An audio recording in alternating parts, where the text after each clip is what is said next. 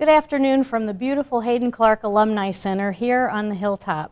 We're coming to you from the Soin President's Room on the second floor. I'm Lori Winters-Fan, Executive Director of Alumni Relations, and on behalf of the Bradley University Alumni Association, I want to welcome you to today's program. Before I introduce our speaker, just a couple of reminders. In order to view the webinar in full screen, just click on the icon in the bottom right of your screen. You'll need to toggle back and forth in order to submit a question.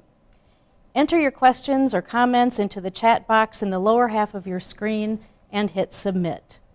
Please don't wait till the very end to submit your questions. We want to make sure that we allow ample time at the end of the presentation to answer as many of your questions as possible. And at the conclusion of the program, you'll be asked to complete a very brief evaluation to help us serve you better in the future. Please jot down the URL and send us your feedback. It's now my pleasure to introduce our speaker today, Dr. Larry Weinzimmer. He's an internationally recognized thought leader in organizational strategy and leadership, and a sought-after business advisor to a number of Fortune 100 companies. He's author of 3 books, including the bestseller Fast Growth, and is frequently featured in leading business magazines as well as leading national news networks. Dr. Weinzimmer is the Caterpillar, Inc. Professor of Strategic Management in the Foster College of Business Administration, and of course, one of Bradley's most talented and sought-after professors. Of course, he's also a very proud Bradley graduate, having earned both his undergraduate and MBA degrees right here on the hilltop. He went on to earn his PhD in Strategic Management from the University of Wisconsin-Milwaukee before returning to teach at Bradley in 1993. Today's program is the second professional development webinar brought to you by your Alumni Association. And based on your response, there will be more to come. More than 300 alumni and friends representing 130 plus employers nationwide pre-registered for this event, demonstrating the importance of this topic, in addition to your interest in more learning opportunities like this one.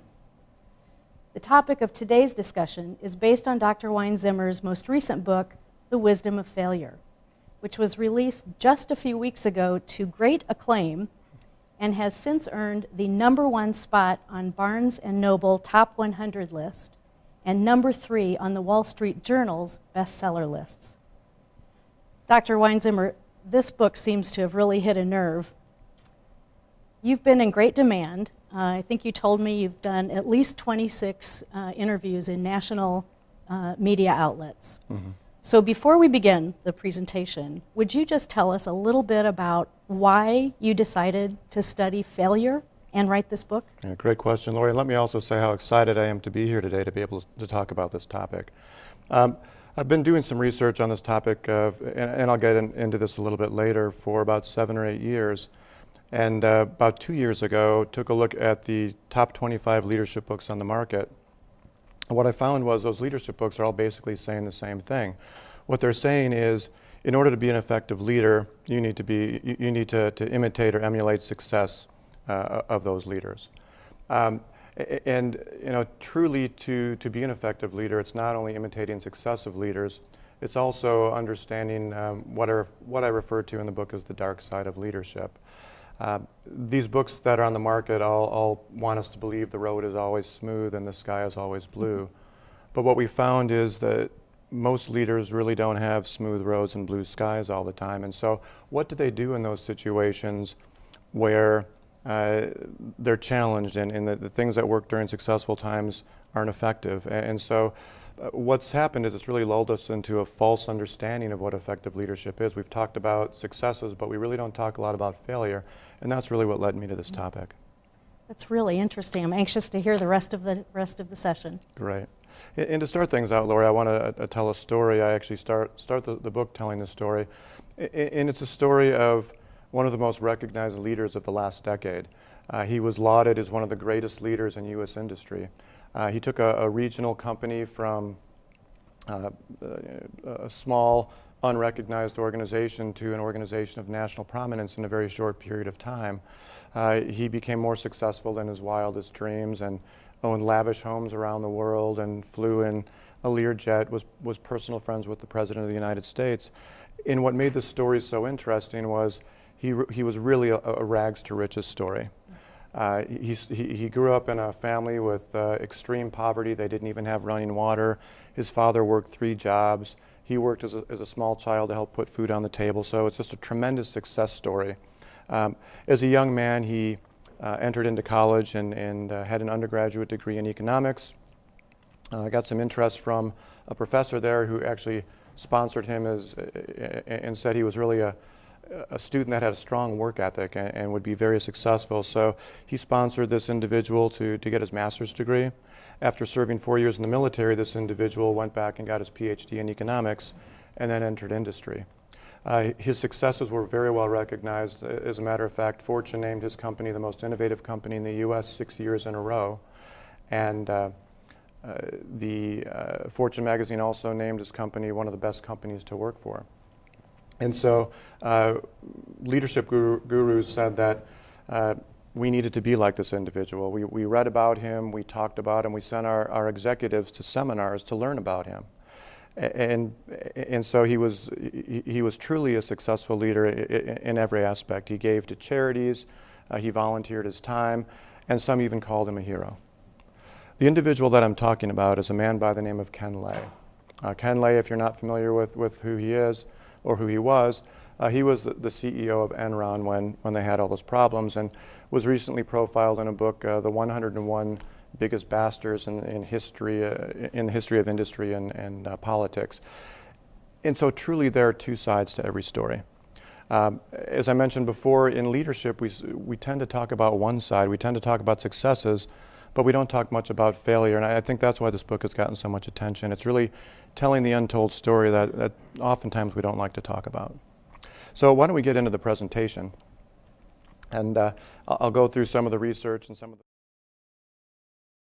we can learn to be more effective leaders and really have a more holistic or balanced approach. To start things out, I refer in the book to something called the failure paradox. And the failure paradox, in order to understand or in order to know success, we really need to know failure. Unfortunately, as I mentioned, we really talk a lot about success, but we don't talk much about failure. And upon closer examination, we can see that leadership is actually a combination of success and failure. And that's really what this book is about. It's the ability to understand what some of those critical lessons are that we can learn from failure, even though we don't like to talk about it much. Interestingly, in an interview recently with A.J. Lafley, he's the former CEO of Procter & Gamble, I love this quote, and my experience is that we learn much more from failure than we do from success. Look at great politicians and successful sports teams. Their biggest lessons come from their toughest losses. The same is true for any kind of leader. And Lafley went so far to say that he views leadership as a gift. And it wasn't just A.J. Lafley. In almost every interview that we had for this project, leaders told us that their most important lessons came from failure, not from success. So why is it that we don't learn lessons from failure? Why is it that we look the other way and we get uncomfortable talking about it? Well, there's a couple of reasons why we don't talk about failure, and a couple of reasons why we really don't see any books on the market that really address this topic. The first one is something I refer to as the performance review trap. The performance review trap, let's face it, we're paid to succeed in organizations, not to fail. Usually people are evaluated every 6 months or every year, and at the end of that evaluation period, they're rewarded for their successes and they're penalized for failure. And quite honestly, we're compensated more when we succeed and we're penalized when we fail. And so what does that create? It's actually this danger where we want to hide our mistakes, we want to sweep them under the rug, or we want to look the other way, or worse yet, blame other people. And in Ken Lay's story, he took it to an extreme where he actually started lying to cover up the mistakes that he was making. And so the big takeaway from this, or the big potential detriment from this, is if we don't learn from our mistakes, we're doomed to make those same mistakes over and over. In the first chapter of the book, I talk about original mistakes, and what great leaders have figured out how to do is to learn not only from their own mistakes, but mistakes of others, so that they only make original mistakes. There's a quote in the book from Jerry Shaheen, former president at CAT and board member for Ford Motor Company. And what Jerry said was, great leaders or good leaders can learn from failures. Great leaders can learn from other people's failures. And so it's that ability not only to learn from your own failures, but to learn from failures of others. And let's face it, you can only fall off the corporate ladder so many times before you're deemed an ineffective leader.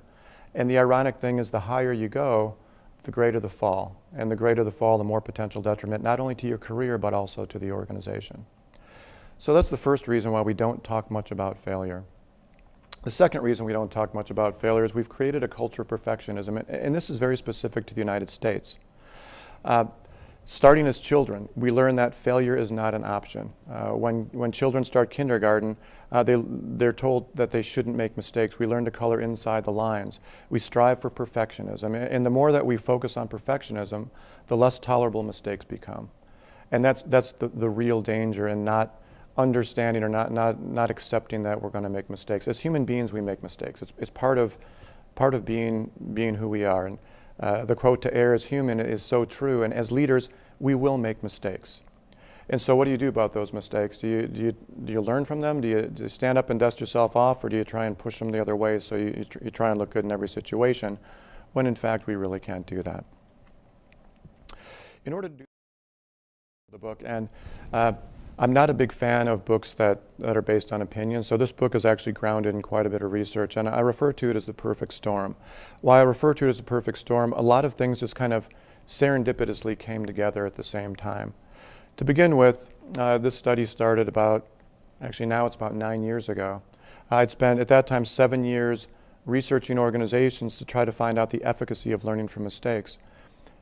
What I mean by that is, for companies that have created cultures where we can actually be accepting of mistakes, do they outperform companies that don't make mistakes? And what I found was, in surveying almost 1,000 leaders across 21 industries, is that companies that are accepting of mistakes actually outperform those that don't. Not only in terms of individual performance in the organization, but also in terms of financial performance. And so I just completed this study and published it in some academic journals. And at about the same time, this is when the recession hit. And this, while the recession was a terrible experience for many of us in many ways, it allowed me a perspective into learning from mistakes that I don't think I would have otherwise seen if the recession hadn't occurred. And why I say that is, revenue and success, prosperity, they mask mistakes. But in situations or in times when we don't have a lot of prosperity, mistakes come to the surface. The analogy I use in the book is, it's kind of like a situation where the tide goes out unusually far. And when the tide goes out unusually far, you get to see a part of the ocean that you otherwise wouldn't see. And the recession actually allowed me those insights into failure that I would not have otherwise seen. So the empirical foundation was followed by, again, this unforeseen timing, or this look into failure that I might not have otherwise had, to identify what I refer to in the book as the most damning mistakes. What I mean by that is, what are those mistakes that are most critical, not only to a leader and his or her career, but also to his or her company? And so I did this through focus groups and trying to identify, as I'll refer to in a couple of minutes, some large buckets of mistakes. And the final part of this study, in terms of the perfect storm, or everything coming together well, once I was able to identify the most damning mistakes, the next thing I looked at, or the next phase of the project, was actually interviewing leaders in industry. And I was very fortunate to be able to interview some of the top leaders in U.S. industry.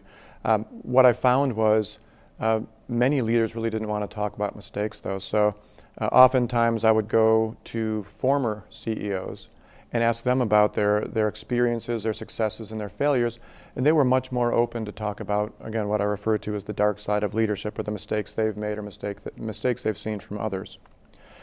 There were some situations where I was really surprised at how difficult it was for CEOs or former CEOs to talk about mistakes. There's one instance in particular, and I have promised not to use this individual's name, but he was a CEO of a Fortune 50 company. You all know his name. You all know his organization. I had a great interview with him. He gave me some incredible insights into the benefits of learning from mistakes. A day later, he called me up and said, "You know what, Larry, I've thought about it, and I don't want to be part of this project anymore." And I asked why, and he said, I don't want my name affiliated with failure. And I tried to reframe it for him and say it's actually a book on how to be an effective leader and the benefits we can have from learning from failure. And still he said it's too risky. He didn't want his name associated with the word failure, and so I couldn't use any of his interview in the book. And so that's really the process I went through in developing the foundation or the platform for this book. And so what I'd like to do now is get into some of the findings in the book. And I refer to this as the taxonomy of leadership mistakes. And what I did, I broke it down into three major buckets or three different levels. At the personality level, and I refer to this in the academic literature, this is the micro research, the personality issues. What are those issues that a leader needs to be aware of in his or her leadership journey that deal with personality flaws? At the mid-level or meso level, what are those issues we need to address in terms of managing our teams more effectively? And finally, at the macro level, what are those issues or potential mistakes we need to deal with in leading organizations? And again, an organization can be an entire company, it can be a division, it can be a business unit, a lot of different ways to define organization. But it's the combination or the aggregation of these three different areas that I refer to as the dark side of leadership. So what I'd like to do is kind of take a cursory look at the first two buckets, personality flaws and drama management, and then we'll take a deeper dive into unbalanced orchestration. So first of all, with personality flaws, as I mentioned before, this is at the micro level or the personality level. What are some issues that leaders need to be aware of? And the more you're aware of these personality flaws, the more you can recognize the signs, the easier it is to proactively avoid them. One common theme I talk about in the book is great leaders make original mistakes. They don't make the same mistakes over and over again. And the book is actually laid out that way, where we talk about mistakes, then we talk about the signs of potential failure, and then how the takeaways or whatever referred to as successful navigation. Here are the things that you can do to proactively avoid making these mistakes yourself. So in looking at personality flaws, three different major types of failure that we talked about, and the first one is defined as hoarding. We all know what a hoarder is, somebody who holds on to too many things. What I mean by hoarding in leadership, though, is the inability to delegate responsibility.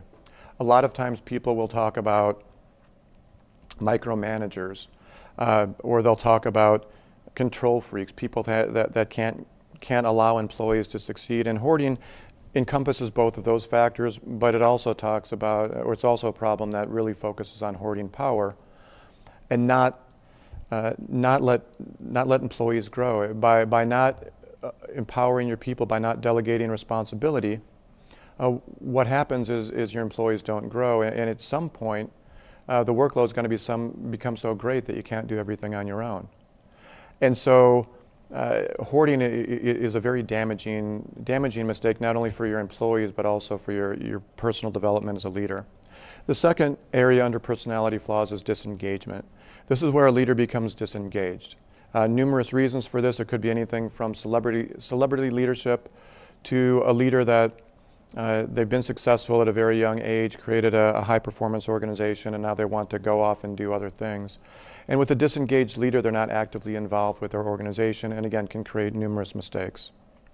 The final area under personality flaws that we identify in this book is something I define as self-absorption. This is the whopper. This is the big one. This was the most commonly identified leadership mistake that I've found in all of my research. And what self-absorption is, it's a nasty combination of narcissism, arrogance, and hubris. And when you put those three together, you become a self-absorbed leader. And this was a real issue, not only because it can be so damaging to a company, but for leaders that are self-absorbed, it's extraordinarily difficult to convince them that they are self-absorbed given their hubris and arrogance. The meso level or mid-level of mistakes that I referred to as drama management. What I mean by that is leaders making mistakes by creating unnecessary drama when they don't have to. And there are three common mistakes that we found in the research. The first one is bullying. Interestingly, when we talk to most leaders about this, they believe that they're not bullies themselves, when in fact a recent study by the Workplace Bully Institute, the WBI, found that about 30% of leaders bully. And so if you don't think you bully, look to the person on your left, look to the person on your right. One of you is a bully on average. And what happens is we're all familiar with overt bullies, people that scream and yell and try to intimidate. But covert bullying hasn't got as much press. And I would argue it's more damaging than overt bullying. Covert bullying is a situation where you're still bullying, but it's not easily discernible. What I mean by that, sarcasm or assigning somebody difficult jobs over and over again to encourage them to leave the organization. These are examples of covert bullying. The second area in drama management that has really gotten a lot of attention is something I refer to as dysfunctional harmony. What I mean by dysfunctional harmony, it's a situation where the leader wants to try and create harmony among her or his people when that harmony might not exist. We all want to be liked, we all want to get along, but let's face it, conflict is natural. It's part of being humans. And so to try to artificially restrain conflict can be damaging to an organization. Specifically what I'm talking about with dysfunctional harmony is something called passive aggressiveness, where I'm going to tell you exactly what you want to hear face to face, but then behind closed doors I say something else. And that's a huge problem in organizations. Specifically, Booz Allen did a study about 3 years ago and found that passive aggressive cultures in an organization is the most damaging cultural attribute in U.S. organizations. This was a U.S.-based study. So allowing passive aggressiveness or trying to create that artificial harmony or dysfunctional harmony is a very common mistake among leaders in the U.S. The final one I talk about under drama management is distracted purpose. And with distracted purpose, this is a situation where a leader starts to play favorites. What I mean by this is not a leader who necessarily plays favorites by being friends with some employees and not with other employees. What I mean by this is a leader who relies on some employees too much and doesn't involve other employees at all. What happens with leaders that have distracted purpose is when they need to get a job done, they're going to go to that go-to person that they know can handle the job. And what happens is those that are productive members in the organization get overworked, and those that aren't very productive actually don't have a lot of work to do. So in a sense, what happens over time is that you're penalizing the high performers and rewarding the low performers. And it doesn't make sense to keep relying on the same people over and over. For example, I'm a big Cubs fan. I was born on the north side and I can't help it, but a couple of years ago, Marlon Byrd, top player on the Chicago Cubs, and just a tremendous athlete. But he had a role in the organization, and so if the Cubs were in one of those rare situations where they were winning in the bottom of the ninth, they wouldn't take Marlon Byrd from the outfield and put him on the pitcher's mound and start trying to close the game because he didn't have skills as a pitcher. And so as a leader, to really overcome distracted purpose, you have to know the skills of your people and then try to leverage those skills as effectively and as efficiently as possible. The final area, the final bucket of leadership mistakes, and this is the one I'll take the deep dive into today, is something I refer to as unbalanced orchestration. And what I mean by this, think of yourself, if you're a leader in an organization, as a symphony. You're a conductor in a symphony, and you're trying to make sure that all parts of the orchestra are performing effectively together at the same time. And it's those individuals or leaders that lose balance or misallocate resources in a business setting that have problems with unbalanced orchestration. And so what I'd like to do, as I mentioned, is get a little bit deeper into these three areas, being all things to all people, roaming outside the box, and efficiency before effectiveness. So the first one up here in unbalanced orchestration is all things to all people. The challenge here is the inability to say no. The chapter title for this one is Seduced by Yes. What happens here is oftentimes leaders suffer from irrational greed or the inability to say no to new opportunities, even when those new opportunities don't fit within the strategic direction of the company. And it's often referred to as chasing pennies with dollars.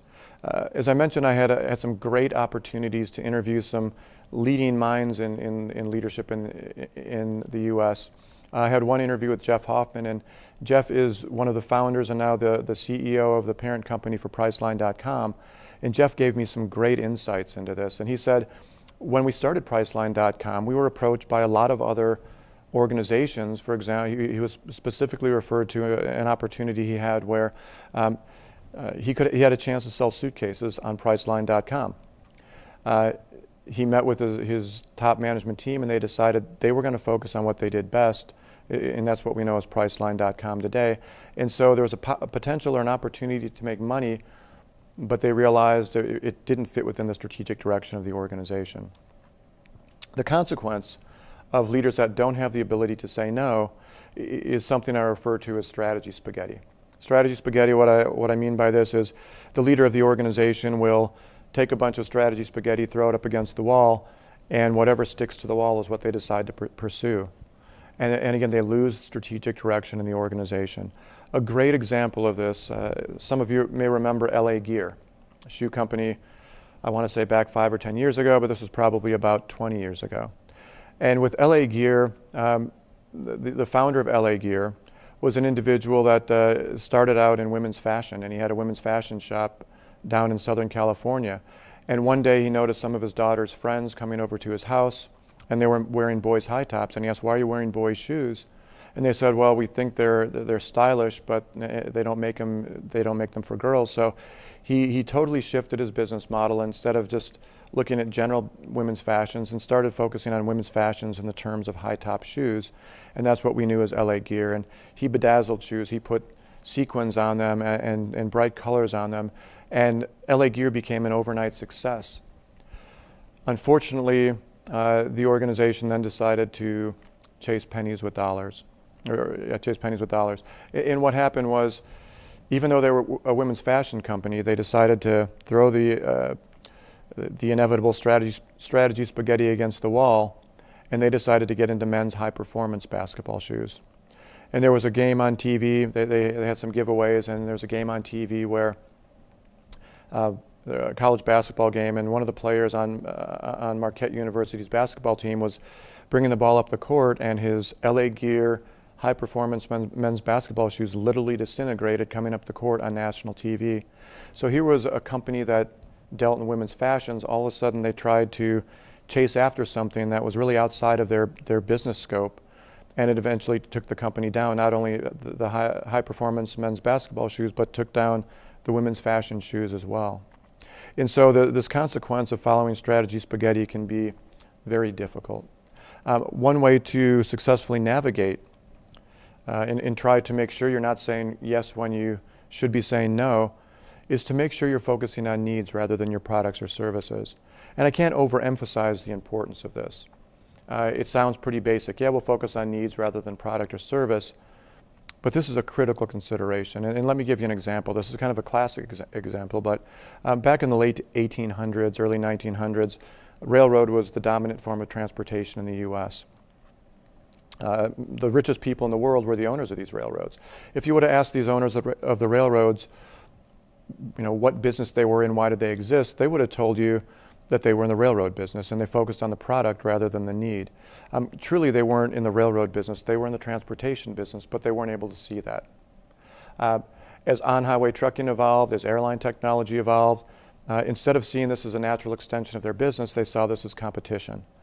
Did they have the resources to invest in on-highway trucking and airline technology? Absolutely. But they decided to look elsewhere. They decided to focus on the product rather than the need, focus on railroad rather than on transportation. And by defining it in this way, as we know, most railroads went bankrupt, and even the successful railroads today have filed Chapter 11 at some point in the last decade or two. I would argue that, again, in a simple scenario, these companies that are over at one end of the spectrum where they no longer exist, today they'd be over at the other end of the spectrum, some of the most powerful organizations in the world today. And what I mean by that is, rather than being bankrupt, can you imagine how powerful an organization would be if it dominated every mode of transportation? And the railroad companies were in a position to do that. And so this idea of being seduced by yes, knowing when to say yes and knowing when to say no, and fitting within the strategic direction of the organization is a difficult mistake. But again, focusing on needs rather than focusing on product can really help a leader try to overcome this challenge. The second challenge, and the title of this chapter is being in business you have no business being in. The specific challenge here is overuse of the term think outside the box. And what I mean by think outside the box, I know I have some friends watching today, and I think all of us now, you know me well enough where I'm going to share some personal information with you. There are three things in life that bother me. The first one is air quotes. And air quotes, if you use them, look at yourself in the mirror sometime, and they just don't look good. So I'm not a big fan of air quotes. I'm also not a big fan of people driving slow in the left-hand lane, especially when I'm in a hurry. And the third thing I'm not a big fan of is this term thinking outside the box. Honestly, I've never understood it. What do we mean by thinking outside the box? I don't even know what the boundaries of that box are. For that person someday who is bright enough to understand what those boundaries are, bless that person, they're brighter than I am because I can't figure it out. But then so what? Now you know what those boundaries are, and so you know what you're not supposed to be thinking about. And it's a dangerous proposition in organizations. The consequence is when we're thinking outside the box and trying to look for opportunities that really don't have anything to do with what you're currently doing as an organization, is the innovation hammer starts looking for nails. Or what I mean by that is you start pursuing innovation for the sake of innovation rather than pursuing innovation for the sake of progress. And again, you get involved in these businesses you have no business being in. Another great example, a great interview I had, an example of a situation where a company was thinking outside the box, was an interview with George Rubinson. And George, for those of you that don't know him, Bradley alum as well, and former president of Allstate Property and Casualty. And again, a tremendous interview with George, tremendous guy. Lori will be talking about a leadership summit we're going to be doing next June, and George is going to be down here for that to present. How's that for a shameless plug? But George, tremendous guy, and he gave me a great example. He said when he was working at Allstate, they decided to use the thinking outside the box exercise, and there was a hotel very close to the Allstate campus, and so they thought, well, why don't we get into the hotel business? And there was a Holiday Inn, and so Allstate bought the Holiday Inn. They filled it to capacity every night, but they still lost money, only to understand in the end that they got involved in a business they had no business being in. They were in the insurance business, not in the hotel business. And so what happens when you start thinking too far outside the box is you completely or have the potential to completely lose strategic direction. And an analogy for this one, it's kind of like a ship without a rudder, just floating around with really no direction. And so how do you make sure this doesn't happen, and how can you successfully navigate so you don't fall into this trap of thinking outside the box? And let me just have a caveat on this, that there are times when thinking outside the box can be okay if you're working for a company like IDEO or 3M, where they do a lot in product development, and sometimes thinking outside the box can make sense. But if you're a leader of an organization and thinking about your strategic direction, thinking outside the box can be a very dangerous proposition. And so what's a way we can successfully navigate around, again, what I refer to as an overused phrase? And I would argue that, and discuss in the book, that effective leaders, rather than thinking outside the box, they need to think inside the box. What I mean by that, let me tell you a story, and this is actually a true story. And for any former students out there, you may have heard me talk about this story. It's one of my favorites, but it's a story of an African farmer. Back in the mid-1800s, when there was a gold rush going on in the U.S., there was also a diamond rush about the same time going on in the continent of Africa. This one guy was a fourth-generation farmer in Africa. I can't even imagine how difficult life would be for a farmer in the mid-1800s in Africa. It'd be a brutal life. You're putting in incredibly long hours. You don't have much to show for it. And that was indeed the case for this specific individual. He became so frustrated that others around him were getting rich quick by apparently not doing much work at all, and he was putting in these long hours, long days, and again, really didn't have a lot to show for it. So he decided, you know what, I'm going to go off and look for diamonds too. So he sold his farm, and he went off in search of diamonds. After about 2 years of unsuccessfully searching for diamonds, he'd run out of money, didn't have any diamonds, and had lost his farm. He became so despondent that he literally threw himself in a river and drowned. True story. And you're probably thinking, why is he telling us this? Wait, there's more to the story, and let me continue. And so, meanwhile, back on the farm, and now you probably know exactly where I'm going with this, the guy who had purchased the farm, we'll call him the second farmer, the second farmer who had purchased the farm from the first farmer was wandering around his property one day. He had a creek that went through the property. He saw a shiny stone in the creek, and he picked it up, cleaned it off, took it back home, put it up on his fireplace mantel. About 2 weeks later, one of his friends stopped by his house, and he saw the stone up on the fireplace mantel, and he just about passed out. And he's like, "You know what you found there, man?" And he's like, "What?" He goes, "That's a diamond." He goes, "You got to be kidding me. The creek is full of these things. Maybe not as big as this one, but the creek is full of these." This piece of land became the most productive diamond mine on the entire continent of Africa. True story. The first farmer had owned it free and clear. It had been in his family for 4 generations, and when he decided to go off and look for opportunities, he decided to look in someone else's backyard rather than literally taking a look in his own backyard first. And that's what happens with a lot of leaders and organizations. They're so intent on looking in somebody else's backyard to identify opportunities that they end up thinking outside the box. And they think that the grass looks a lot greener in the other person's yard than it does in their own backyard. And I can guarantee you that if you're looking over the fence into somebody else's backyard thinking their grass looks pretty green, there's somebody looking into your backyard thinking your grass looks pretty green. And so what I found is for most organizations, there are more opportunities in their own backyard than they could ever handle. And so there's not a need to think outside the box to look for different growth opportunities. A couple of business examples for this. The first one is local here in Peoria, and that's Caterpillar. Caterpillar, as we all know, is a global manufacturer of earth moving equipment, and they became really good at getting the right part to the right place at the right time all around the world. They became so good at it that other companies approached CAT and said, "Hey, can you help us with that?" And so CAT, originally they called it CLS, and then it transitioned to CAT Logistics. But they created a company called CAT Logistics, which created a multi-billion-dollar opportunity for them for quite some time until they spun that off about a year ago. Another example of a company that really benefited well from diamond mining is Disney Corporation. A lot of times when we think about Disney Corporation, we think about Mickey and Goofy and the gang. You might be surprised to know that Disney Corporation is the largest exec development organization in the world. Disney Corporation, if any of you have friends or family or know someone that works for Disney or has worked for Disney, Disney makes a concerted effort with every new employee, whether it's an operator of a popcorn kiosk at one of the parks or a senior vice president of marketing. Everybody hired by Disney gets trained in the Disney way. And it's a very different way of looking at business. They don't refer to customers as customers, they refer to them as guests, and they do a really good job at socializing their new employees in the Disney way. Such a good job, in fact, that other companies started to approach Disney and say, "Hey, can you train our executives in the Disney way? We really like what you do." And so Disney built today what we know as the Disney Institute, which is the largest exec development facility in the world.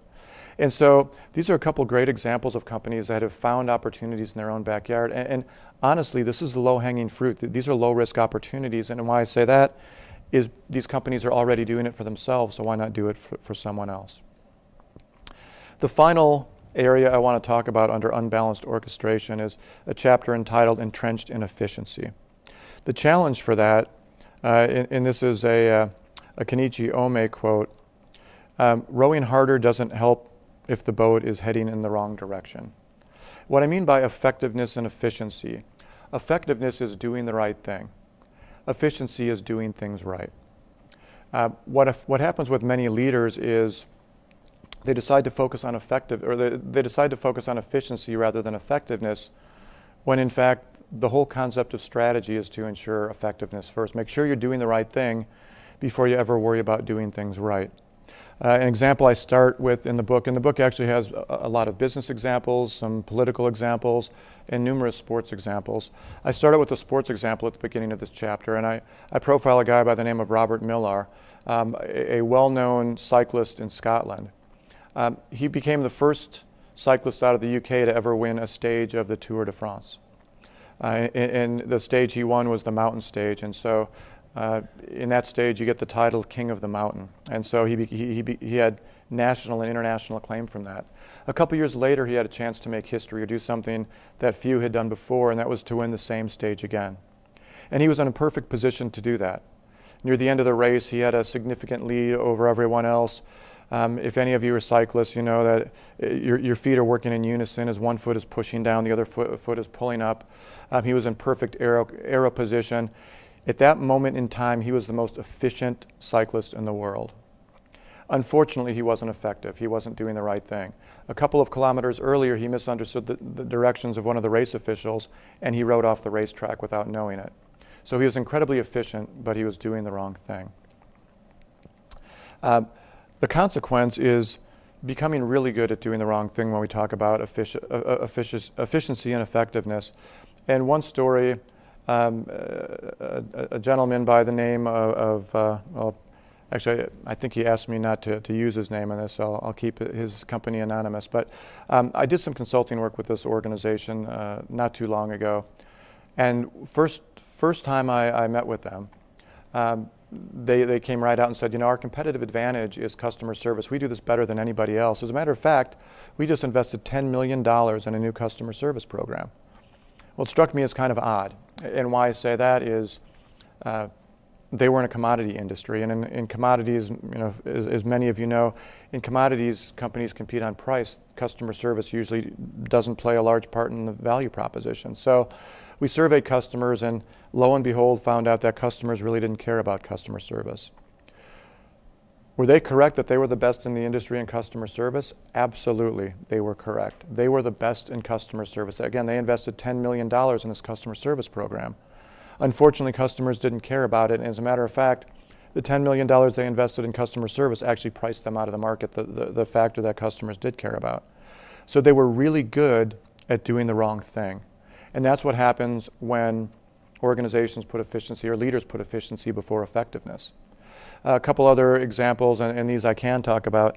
Pets.com, Webvan, with both those organizations, they spent billions of dollars in creating incredibly efficient organizations. Pets.com, if you remember, had the sock puppet. It was the most readily recognized commercial during the Super Bowl, the year they ran that ad. Unfortunately, people didn't want to buy their pet supplies online. What happened was Pets.com, for example, surveyed customers and found that customers weren't very excited about going to pet stores and shopping for supplies, but they failed to ask customers if they were willing to buy pet supplies online. And so they became incredibly efficient with the logistics programs they set up. Unfortunately, they became really good at doing the wrong thing. A potential successful navigation for this, or something you can do in order to avoid making this mistake of efficiency and effectiveness, is to really understand the different thought processes that people have. Most people are either hardwired to be big picture thinkers, or I refer to these as coarse-grained thinkers, or they're hardwired to be fine-grained thinkers. And in the analogy I use for this, some people are comfortable studying the forest, other people are comfortable studying the tree. And what happens if you lose balance with this is you can focus too much on efficiency. And again, that's what most organizations tend to do. They decide to study the trees in such detail that they study the rings on the tree or the pattern of the bark, rather than being able to step back and look at the big picture. And they focus on efficiencies, and it's the ability to balance that coarse-grained thinking with fine-grained thinking. A great example of that is Richard Branson. If you don't know Richard Branson, he's the CEO of the Virgin Group, and he's the guy that took over from Bill Gates as being the richest person in the world. Richard Branson is a coarse-grained thinker. He's a big-picture thinker. He likes to look at the forest and doesn't like to take time looking at the trees. And with Richard Branson, what he does, he literally walks around with little black books, and whenever he has an idea, he'll write down the ideas, and he has over 125 of these little black books. And what he'll do then, he'll turn them over to somebody who's more of a fine-grained thinker in order to see what the reality is and trying to make some of these ideas businesses. Again, with him staying within his strategic direction, he doesn't have the problem we talked about earlier of saying yes to no in an inappropriate situation. So that ability to balance coarse-grained thinking versus fine-grained thinking is a pretty effective way to successfully navigate around the problem of putting efficiencies before effectiveness, or focusing on doing things right rather than doing the right thing. So in conclusion, or a final caveat for the project, what I'd like to do is talk to you about some final takeaways. I get this question quite often. If there was one thing you could talk about, or the one major takeaway from this book, what is it? And that's really what I want to do with the final caveat here. Leadership has a long tail. What does this mean? Well, oftentimes what happens is a leader in an organization thinks that she or he is doing the right thing when in fact they're not doing the right thing. But many times in the situation, what happens is they really don't have the ability to step back and see what's going on. So what I mean by long tail is oftentimes looking back at a situation several years later, it's easy to see where the leader made mistakes. And when writing this book, I had the benefit of hindsight. And so it was a lot easier to see when the mistake occurred and why the mistake occurred. But it's difficult many times in the moment to see what's going on. So leadership has a long tail. And what becomes confusing is many times positive attributes can be the things that create the mistakes that destroy careers and even companies. I'll talk about a couple of these things together. And it's a situation where you take something that's a potentially positive attribute, but the pendulum swings too far to one side or the other. What I mean by that is, let's take empowerment, for example. I think empowerment is one of the most often used terms in business today, regardless of thinking outside the box, which is another often used term. Empowerment's a big one. And if you let that pendulum swing too far either way, you can make critical mistakes as a leader.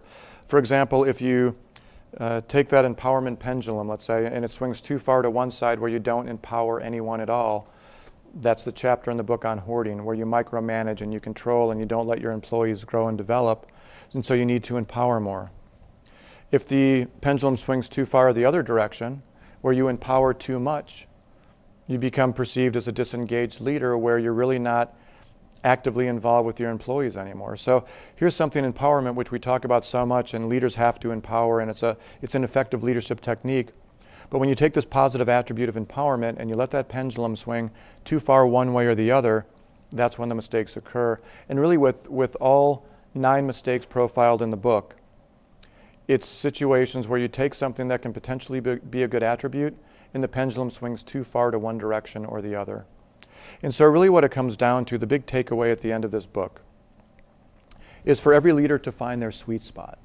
And what I mean by this is to find that place where the pendulum is somewhere in the middle, or there's balance. You're not too far at one end of the extreme or too far at the other end of the extreme. And the difficulty is that sweet spot keeps moving. In one situation, a certain level of empowerment might be appropriate, but in another situation, you have to shift your sweet spot. And so to be an effective leader, it's the ability to understand that sweet spot and understand that it changes over time. And a great way to understand or to improve your way to understand what that sweet spot is and how it moves is, again, to become a student of failure. And again, to take those ideas or those experiences, not only of your own failure, but failures of others, and use those to proactively avoid failure in the future. And again, that's really what this book is about. So at this time, I think getting some indication that we have several questions that have come in, and I wanted to make sure we left some time at the end for that. So fire away. Yeah, we sure do. We'll just start from the top here. This question is, if people in general are not willing to admit failure, how do we change the culture? Is this something that needs to start in our school system? Yeah, great question, and I think you answered part of the question right there. There are certain parts of the world where failing is accepted, and where people are allowed to fail. They're not chastised for failure, and they can truly grow from failure. In the U.S., culturally, we're very short-term oriented. If you take a look at the way we invest in business, we have a very short-term orientation. We're very bottom-line driven, so there's not a lot of room for error. There's not a lot of room for mistake. And so to make a cultural shift is very difficult. And quite honestly, when you talk about cultural shift, you're talking about changing values, and that's very difficult to do. And sometimes, depending on the cultural shift, it can take a generation or two to make that cultural shift. Jack Welch, not his biggest fan in some of his leadership styles, but Jack Welch had an insight that it's amazing how quickly people will change their behavior when you change their incentive system. And so that can be a way to try to, if we stop punishing people for failure in organizations and start looking at them as growth opportunities, that can really help change culture. And I actually have a short story on this one of one company that was very effective at that. I'm talking about IBM back in its early days. Its founder, Tom Watson, not the golfer, but the founder of IBM. He had one of his VPs come into his office one day, and the guy had just made a $10 million mistake. And so Watson went through with him what had happened and why they made such a large mistake. And at the end of the meeting, the VP looked at Watson and said, "I am so relieved. I thought you were bringing me in here to fire me." Watson looked at him and started to laugh, and he said, "Are you serious? The last thing in the world I would do is fire you, because I just invested $10 million in your training and development." And so, again, that story spread throughout the company, and still today at IBM, people are aware of that story, that, if you're going to take risks, and again, there are good mistakes and there are bad mistakes, but if you're going to take risks for the company that may benefit the organization and fail, you have the freedom there or the room to fail and know you still have a job. In the second part of that, should it start in the school system? Absolutely. We really strive for perfectionism as parents of young children. And again, the more pressure we put on children to be perfect rather than to be human, and let them know it's okay to make mistakes and you can learn and grow from mistakes, the more difficult it is going to be to make that cultural shift when they become adults. That's great. This one came in from a couple of different people on the line. How does all of this translate to nonprofits? Yeah, great question as well. And quite honestly, there are numerous not-for-profits profiled in the book as well. One of the best interviews I had was with a woman by the name of Jo Luck, and she is the former CEO of a company called Heifer International. If you're not familiar with them, they actually were, one year they had attracted more funds than any other not-for-profit in the U.S. And what they do is they take livestock and they place them in underdeveloped countries and in villages so people can actually start to grow their own food, make their own food, and become self-sufficient. And so in not-for-profit organizations, again, a lot of times learning from mistakes are exactly the same as in for-profit organizations. However, there are also situations where being in a not-for-profit, it's more difficult to do. And why I say that, in for-profit organizations, we always have that common goal of making profit. In not-for-profit organizations, we don't have that common goal. And so it gets a little bit stickier sometimes, and quite honestly, organizational politics become more important in not-for-profits compared to for-profit organizations. And actually, Jim Collins in Good to Great, he had an anthology, Good to Great for the Social Sector, which gets into some of this, and that's a great read. If you're working in a not-for-profit, I really encourage that. And again, same thing, you can learn from mistakes in order to avoid making them yourself, whether it's a for-profit, not-for-profit. In one interview I had last week with the syndicated show down in Houston, we even got into parenting, and you can use these same takeaways in the book to be a more effective parent as well. Excellent. This one gets a real takeaway for some people. What is the best way to approach a leader that leads with drama management? That's a good one. Maybe getting into psychology there. Yeah, absolutely. And with many of these, it's really difficult in order to convince a leader, whether it's with drama management. I'm guessing some of you are suffering from either bullies or passive-aggressive environments. And it's really difficult many times for that leader to accept that he or she is making a mistake. One thing that we found in the research that effective leaders do is they get a person which we refer to as a truth teller. And what I mean by a truth teller, I had an interview with John Challenger. He's the CEO of Challenger Gray and Christmas. They're the largest CEO outplacement firm in the U.S. And he said that good leaders need to find a truth teller. And a truth teller is somebody that they can trust, and it's somebody that they have given the freedom to, or the comfort level to share critical insights with them. George Rubinson, I mentioned before, told me a story that he was driving home from work one day, and he said he was one of the luckiest people he could imagine, and why he was saying that was because earlier that day his leadership team called him out on something. And he thought, wow, how fortunate am I to have a leadership team that feels comfortable enough to call me out and for me to have the trust in them to really critically look at my leadership style. And so, as an employee working for a leader that suffers from some of these mistakes, having them identify a truth teller can be very effective. If you're in a situation where, let's say they're a bully, and you really don't feel confident enough to suggest giving them a truth teller, some type of 360 evaluation where you can make it objective and you can quantify. Employees' perceptions can help them open their eyes as well. Great. What were the sizes of the companies interviewed, and are these traits the same for small organizations as well? Yeah, great question as well. And actually, the book was written to appeal to just about any size organization. So there were some companies in here with as few as 5 employees, and there were other companies in here that were Fortune 30 companies. Are the types of mistakes different? Absolutely. The truth is, in large organizations, especially with unbalanced orchestration, you can make a mistake. And again, this is another Jack Welchism. But a large organization, in his baseball analogy, they can strike out in the 3rd inning, or they can think outside the box and make a mistake. But they're going to come back and bat again in the 7th inning. For a small organization, if they make some of these mistakes or they strike out in the 3rd inning, the game's over.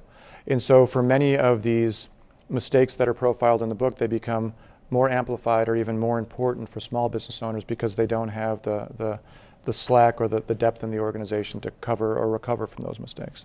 Great. This is a good one too. How can you set up business experiments to fail quickly and cheaply? Yeah, great question as well. That reminds me of Thomas Edison quote. And Thomas Edison, in setting up a business experiment, or in this case, inventing the light bulb, said that, I didn't fail 10,000 times. I found 10,000 ways the light bulb wouldn't work. Now, would he have survived in a business environment today? Probably not. And we talked about that with the pressure to perform as in the short term, and our pressure to succeed, not to fail. But setting up an experiment, setting up a design, it's really the ability to set up the metrics so that you know up front, and this is getting into strategy now, but setting up the metrics for success, setting up the resources needed for the project, setting up the timelines and the milestones, and having an exit strategy in place before you ever begin. Great. These two kind of go together. How do you define failure, and how can you pinpoint what the failure was? Yeah. And again, a lot of times in the moment, it's really difficult to pinpoint the failure. Oftentimes it's afterwards. It's that idea again that leadership has a long tail. But first of all, how do you define failure? Failure takes on many different forms, and I actually talk about this in the book.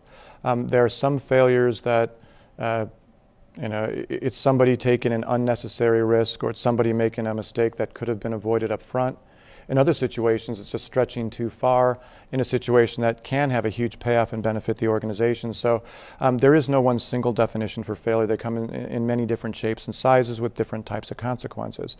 And so as a leader, one of the things, or one of the takeaways you need to have is to identify what are the avoidable failures. And what I view as the biggest failure of all is people that become so afraid of failing that they never take the risk. This one goes a little bit back to, I think you were talking earlier about the international lessons that can be learned here. How do you think leaders can learn from the economic crisis in Greece? Yeah, again, great question as well. And that gets back to the ability or inability to accept failure. In so many countries, whether it's Greece, actually I spent some time in Finland as well, where failure becomes intolerable, and what happens is, in this case, an entire economy becomes inert. And the same thing we've seen in Finland, where 25% of their GDP was tied up in one company, Nokia, where they're afraid to take the risk necessary in order to move forward.